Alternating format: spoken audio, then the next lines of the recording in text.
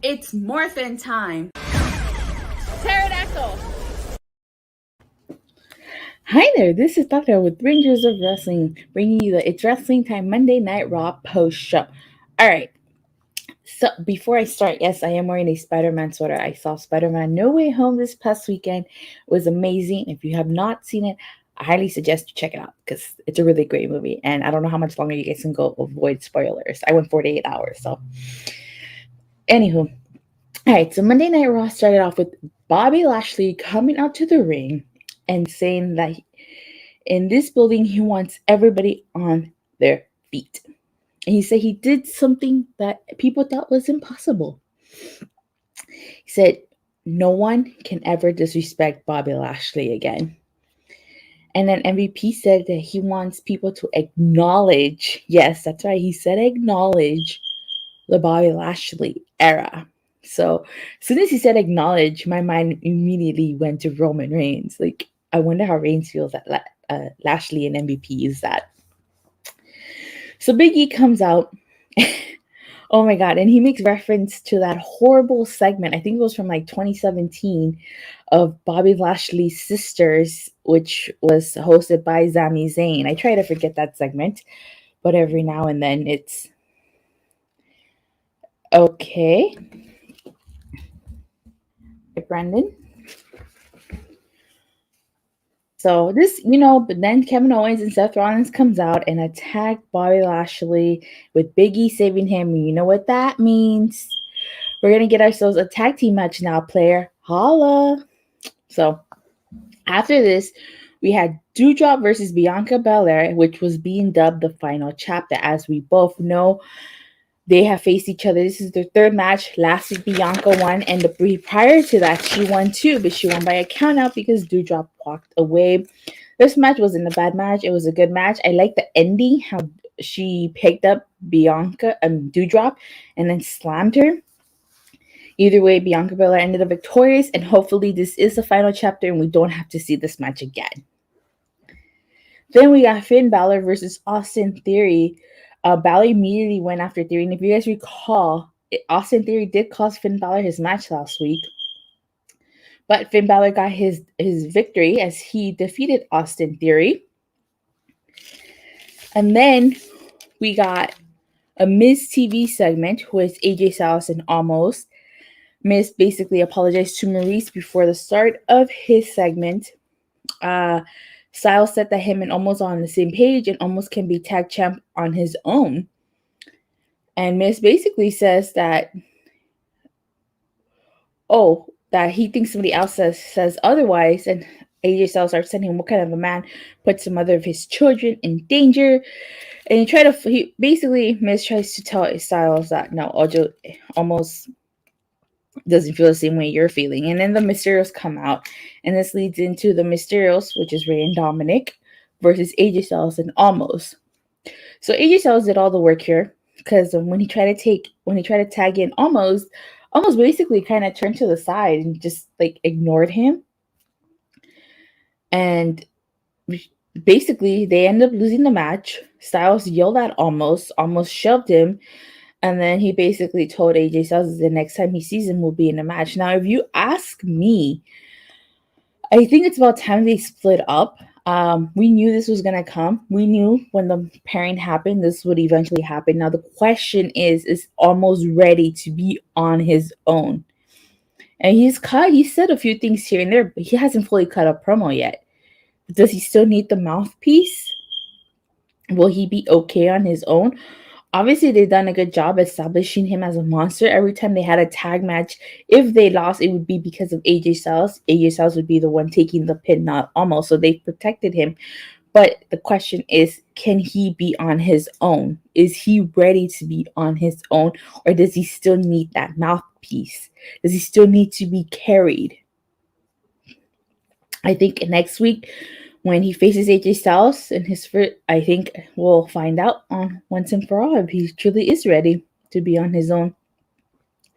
Then we have Randy Orton versus Chad Gable, which wasn't a bad match. It was a decent match. Gable was basically taking it to Orton. Of course, Orton ended up winning with an RKO. That RKO looked a little nasty. I mean, Gable hit hit the ring with his face. And then Randy Orton ended up victorious. He tried to hit Otis with an RKO 3 times, but every time Otis just shoved him away. So something interesting happened backstage. Austin Theory attacked Finn Balor, but that wasn't what was interesting. It was the fact that he asked Vince if he got impressed him. He said no because he lost his match and he's going to get a rematch next week against Finn Balor. I don't know why. I don't know why WWE likes to do rematch after rematch. Really, we saw Doudrop versus Bianca 3 weeks in a row. Now we're going to see Finn Balor versus Austin Theory 2 weeks in a row. Do we really need to see that match 2 weeks in a row? I don't like the fact that WWE does that. I really don't. And I don't understand why they do it. But the interesting part of that segment is that Vince McMahon, point blank, admitted that he likes to fire people, which is not a surprise because how many wrestlers has he released? How many wrestlers have been victims of so-called budget cuts? He blatantly told Austin Theory that he likes to fire people. So, I don't know. I mean, do you guys think that was shocking? Were you guys expecting him to say that? Like, what? Because honestly, that to me did come as a surprise. All right. And then the whole Austin Theory Vince McMahon thing reminds me of Vince McMahon and Drew McIntyre from back in the day when Drew McIntyre was the chosen one. I don't know about y'all, but what do you guys think of that? You guys digging the whole Austin Theory Vince McMahon thing or no? Let me know in the comments. All right, so then we had a U.S. title United States Championship contenders match. It was Damian Priest and Damian Priest versus Dolph Ziggler. Now, I want to know why Dolph Ziggler, who is in a tag team, is facing Damian Priest for a singles title when he should be facing for the tag titles because he is in a tag team. That just doesn't make any sense to me. I don't have a problem with them doing open challenges, but the problem with an open challenge is that once you do it, you run through the division. What's left? So now you're feuding with guys who are a tag team. I just don't get the logic in that. Of course, Bobby Roode got involved in this match, and he took one for Ziggler. He allowed Damian Priest to beat him up, which allowed I don't know why I put Damian Priest 1. That's incorrect. But it allowed Dolph Ziggler actually to win via countout. So let me see. Michael 101591 says Vince in that segment with Theory, he really teased that he likes to fire people. Yeah, he does. I mean, that's not shocking. Like I said, that's really not shocking. Then we had the cutting edge with Maryse. Yeah. So basically, Maryse came onto the cutting edge, putting on an act, saying that, she thought Edge was going to hurt her last week, and she just wants a big thank you. Edge sees right through this and says that, where's Miz? Like, his music plays, attacks him from behind. Maryse slaps him. It's pretty obvious they're setting up for Beth Phoenix and Edge versus Miz and Maryse. Whether that happens at day 1 remains to be seen, but they're setting that up for it. Seriously, that's the route they're going. Now, like I said, next week, if Beth Phoenix doesn't show up on Raw, she's definitely showing up at day 1. But it wouldn't surprise me the least bit if she does show up next week on Raw and they make it a tag match at day 1. Seriously. It would not surprise me the least bit because that's typical WWE booking. It really is. Then we had Queen Zelina versus Rhea Ripley. A rematch from last week. I don't understand why WWE likes to do rinse and repeat. We saw this match last week. Michael 101 saying that segment was awful. Beth will show up next week. Yeah, probably. We saw this last week. Queen Zelina won last week in 48 seconds. This week, Rhea Ripley wins. I don't know in how many seconds, but she wins. And honestly, this match did not do it for me. The only thing I take away from this is that They're potentially setting up to split up Rhea Ripley and Nikki Ash, which is ridiculous if you ask me, because the women's tag team division is basically non-existent. Michael 101591 saying Zelina needs to drop that awful abysmal accent. Yeah, I definitely agree she does. Because we all know she's not British. So that's what it seems like to me, which is, like I said, it's freaking ridiculous. They might as well get rid of those tag belts or make a women's mid-card bout, because at the rate that they're going, there's not even going to be a women's tag team division. You got rid of the only legit tag team, the Iconics, who are now the Inspiration. So you got rid of Tegan Nox, who was teaming with Shotzi. You split up Tamina and Natalya. You split up Mandy Rose and Dana Brooke. What's next? You're going to throw Bianca Belair and Sasha Banks in a tag team together? When Bayley comes back, she's going to get thrown into a tag team? The women's tag team division is dead. Then we got a Liv Morgan segment. And she basically was saying that she challenged Becky Lynch to a rematch, and that Becky tried to wait until she was injured to give her a rematch. And Liv basically followed her to her private gym in Iowa.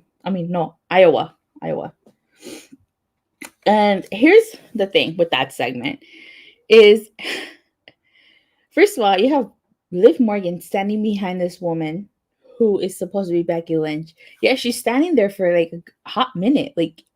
Maybe 3 minutes she's standing there? You're not going to tell me you did not know for 3 minutes somebody was standing behind you.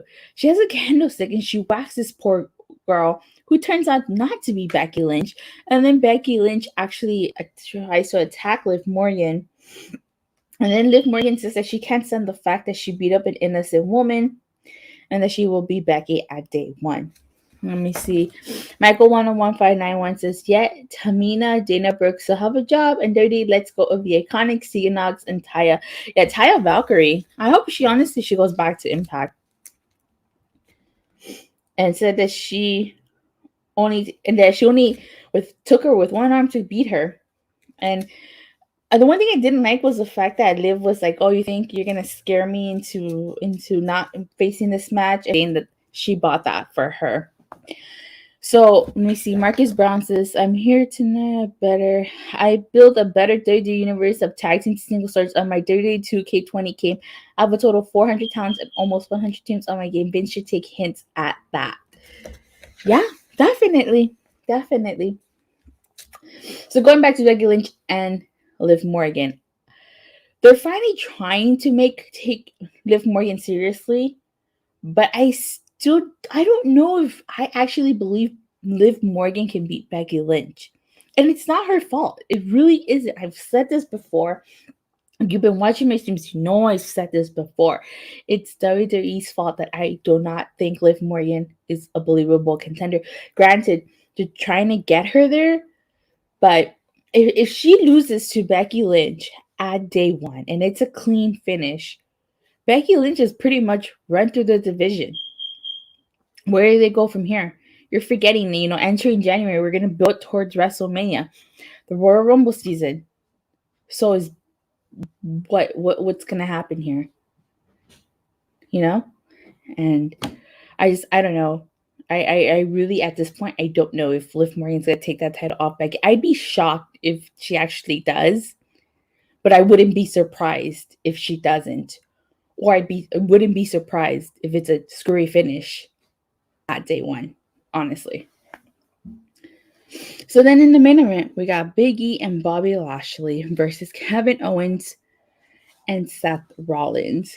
Now, one thing that I will say is they tease the whole can they coexisting, which is WWE loves doing that for some weird reason. I actually enjoy the main event to an extent. I like how Lashley went after Owens and Rollins. Let me see. Marcus Brown saying, that's bad to say no one deserves to be released with your comments. I'm assuming you're saying to me they should have been fired. Just saying. No, I think the point he was trying to say is that Serena and Dana Brooks still have jobs. but yet they let go of the iconic Cia Nox and Taya. Oh, so like I was saying, I think that he went after them. Also like that Owens did the suck it gesture. But I like that part. This was a fun little part. Kevin Owens and Seth Rollins worked together beautifully. You know, I seriously, like, they did a great job working together. Decent main event, Michael 11591 says. Yeah, decent main event. It didn't say Monday Night Raw, though, that's for sure. And surprise, surprise, Bobby Lashley and Big E ended up being victorious. And with Bobby Lashley doing the one pinning. So I think that means he's going to lose at day one. Because you know Doudrop likes to do 50-50 booking. So then at the end of the match, Seth Rollins and Kevin Owens work together to hit Big E and Bobby Lashley with the steel steps. And then they give Lashley an apron powerbomb and then a curb stomp to the steel steps. And then they hug each other and lift each other's hands. And that's how Monday Night Raw closes. Okay. I have to say, this Raw was okay. It established the build to day one, but Rhea versus Zelina I could do without. Doudrop versus Bianca, I didn't need to see again. And hopefully it is the final chapter. Liv Morgan, like I said, I already said what I needed to say on that whole thing. They made this a fatal 4-way. I don't know. Kevin Owens did re-sign with the WWE. He might be the one to eat the pin. You know, WWE likes to re-sign people and then make them lose. Or he might not eat the pin. Who knows? I don't know. But this day one is... I'm not hyped for day one. I really am not. They haven't done a good job of making me... I seen the 2014 Seth Rollins when he attacked Randy Orton. I missed that heel Seth with the blonde streak, the laugh. I also missed the Authority from 7 or 8 years ago. No one misses the Authority. I don't know. We'll see next week on the go home shows. But I just... next week we're getting Finn Balor versus Austin Theory again. AJ Styles versus Omos. So... I don't know. I really do not like these rematches. I don't. I really do not. But it is what it is. If I have to rate this Raw, a 2 out of 5. Day one sounds like a third-way pay-per-view. Yeah, so it does. Yeah, it does. 2 out of 5. Out of 10, 4 out of 10. Honestly. Well, I guess that's about it. Honestly. But thank you guys all so much for watching and for your continued support. It means a lot to me that you guys still watch my streams and you guys have been Michael 101 giving it a 1 out of 10. Wow, that's like I think that's the lowest you've ever given it a rating. Like I was saying, it means to the world that you guys continue to support me by watching my streams. Thank you guys so much for giving me past 300 subscribers. And that means a lot to me. You guys have no idea how much your support has meant to me. As for the holiday weekend, I don't know if I'll live stream, but if I don't, I definitely will record and just upload my review. I don't know yet. I'll definitely keep you guys posted. Make sure you follow me at Twitter at Datila_, so you can be up to date as to what my live streaming schedule is for this week and next week. And please don't forget to like, subscribe, leave a comment, and make sure you hit that bell so you get notified whenever I go live or release a new video. And I'll see you guys tomorrow. No, actually, no, not tomorrow. I'll see you guys Wednesday after AEW Dynamite. Bye.